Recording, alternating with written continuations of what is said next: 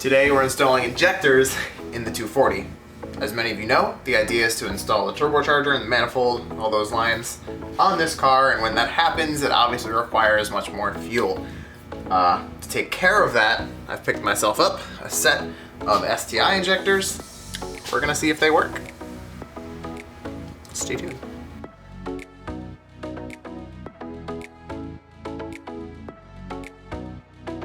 If you're new to if you're new to 90s cars, this is how a lot of them did it. Let me show you.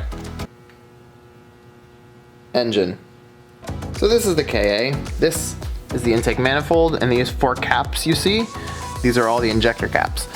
Underneath these caps lay the injector. All you really need to do is undo the connector and pop the injector out. These are infamously difficult for these little Phillips head screws that hold in the injector caps to round out or strip. Now I have had these off a number of times, so I shouldn't have as much difficulty, but I'm going to show you what to do if you do have that same amount of difficulty getting these off. Now the nice young gentleman, and I do genuinely mean that, he was a very nice man that sold me these pieces here, told me he did not have the tool to remove the injector. Now I believe by that he means the hex head that went in here, because that looks pretty stripped. So I'm going to try to remove that. Once you pull out these little bolts, there's a ring here that keeps the injector down. That just pops right out. And then you have to fight with the injector itself to try to pop it out of the actual fuel rail.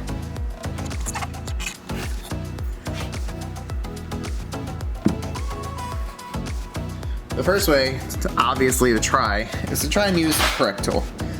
So it looks to me like this was probably at one point a star bit. So this is the closest that I've been able to find. T27. I'm sure someone watching the video knows the actual size. That was a lie to all of you. This is the closest I've been able to find. T25. There we go. It fits a little bit snugly. With a little hammering, it gets a little bit deeper. So, like I said, first things first, try to use the proper size. And if it doesn't work, then you always have other options. What do you know? There you go.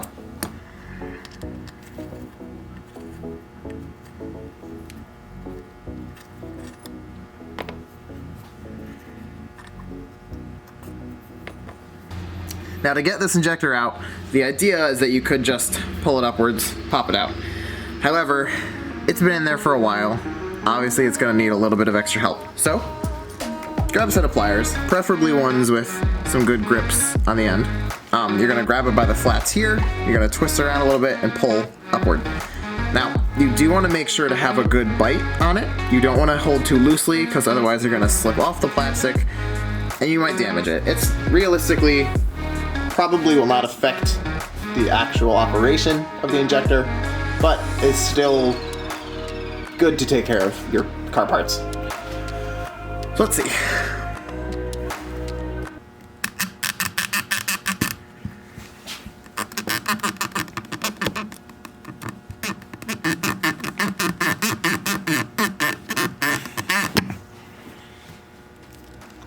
Ta-da!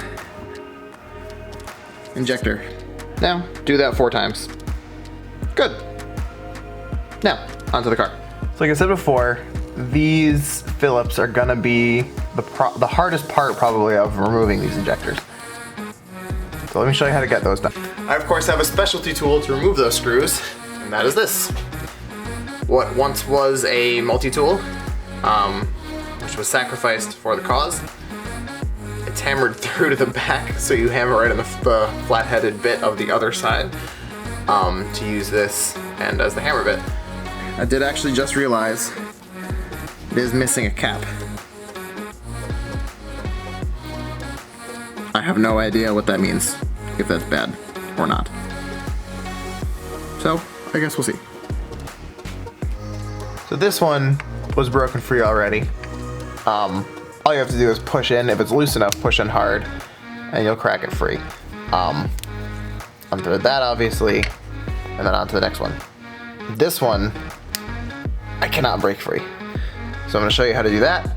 with this specialty tool here. So quite simply, push into the screwdriver to put pressure down on the screw, and then hit it on the back end with the hammer. While you're doing that, pushing in, you also want to be turning in the loosening direction. It really is that easy. The idea is that you're trying to shock the bolt all the way down the length of the threads to try to give it that little bit of free motion, and that's when you're gonna pop it free. I'm gonna crack the rest of these free, and then I'll pull these all out. I just lost that screw. Way to go.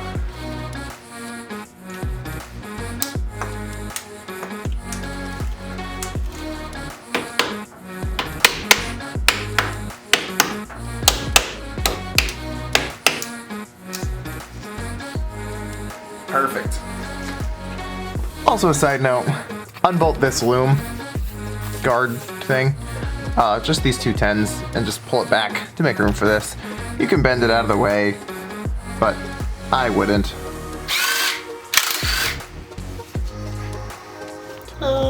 So these are all the little cups that sit on top of the injector that hold it down to the rail. They replace what on the STi was these rings, which hold it down, which leave the top exposed. This little rubber piece in there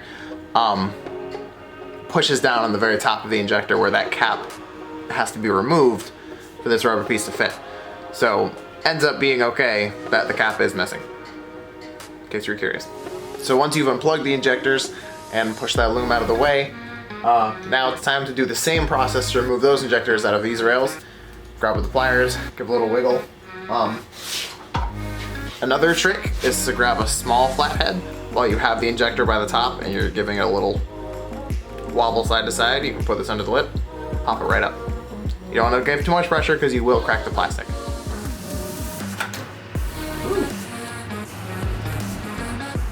Fuely.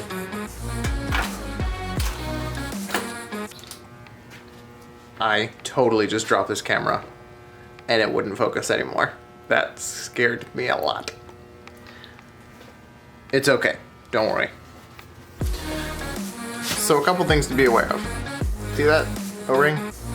See that little piece sticking up? This little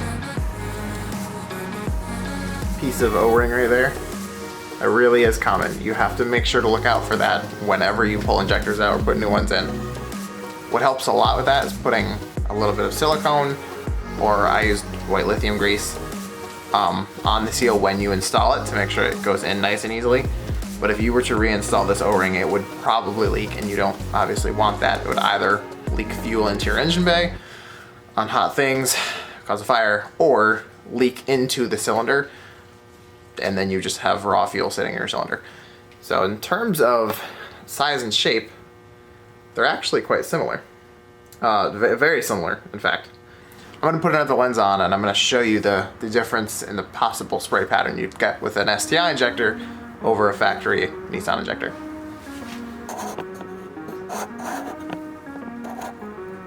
This is the end of the Nissan injector. As you can see, there are 4 holes in the end of this injector. So you can only fit a certain amount of fuel through those small outlets. This is the STi injector. There's a lot more holes for fuel to come out of. On top of that, they look a lot smaller. Now, I could be wrong, that's totally a personal thing. But they look to me to be a lot smaller, which also says to me that this probably atomizes the fuel a lot better. So on top of more fuel coming out, you'll have a much better spray pattern, which is all around much better for combustion. So these, I think, will really help this car run a lot better, run a lot faster when it's turbocharged, and still give me the amount of fuel flow that I'll need to run this at a safe ratio.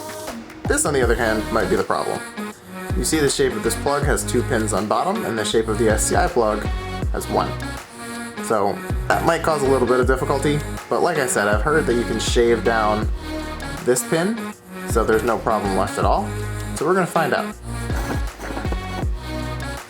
So upon further investigation, I realized it will not work. So for now, we'll move on. And we're back, ready to cut up a perfectly fine engine loom to get the connectors we need out of it. So these 4 plugs with the injectors on them, these 2 silver ones and these 2 black ones, we're going to try to chop them all off and graft them into our current engine loom. Now I like the idea of it looking really clean, so I'm going to try to take this cover off and cut these as far back as possible so they're obviously reusable with the current injectors I'm taking out, or if they ever go to another project or if anyone needs those or whatever the case may be. And there's enough space to hide the connectors that'll be now connecting these wires together. So there's not like just some butt connectors hanging out all out here. All right, let's do it.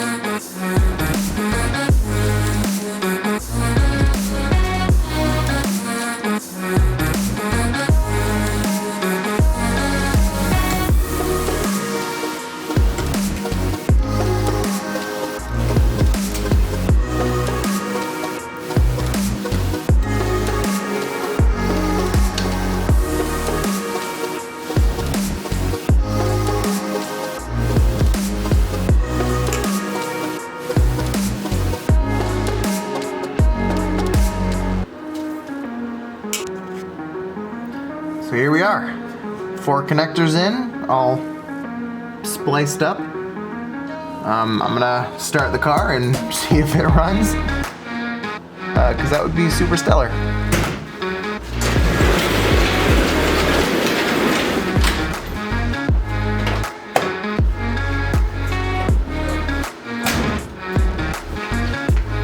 First of all, you want to check and make sure it's not leaking fuel, and just change out all of the injectors. And it looks good. Let's try it.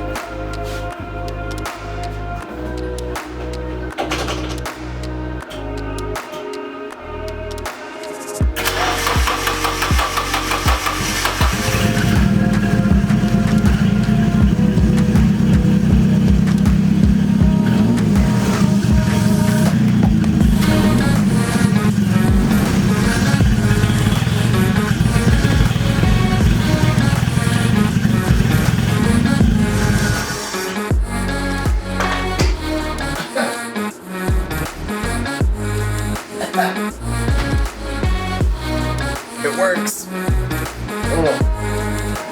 Alright, I'm going to work on tightening up these wires. I just went through and heat shrink all of the heat shrinks.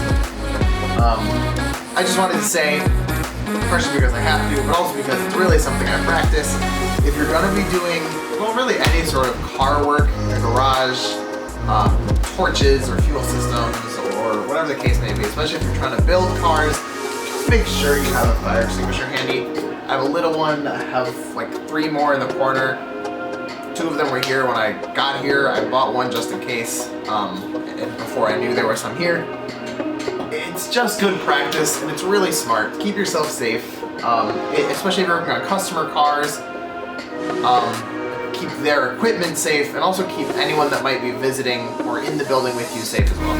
I believe as the responsible mechanic or technician or owner, shop owner, that is your responsibility, is just keep stuff as safe as you can. So, that being said, we're gonna wrap these up in a little bit of loom, put the cover back on, and move on to the next job. So much better.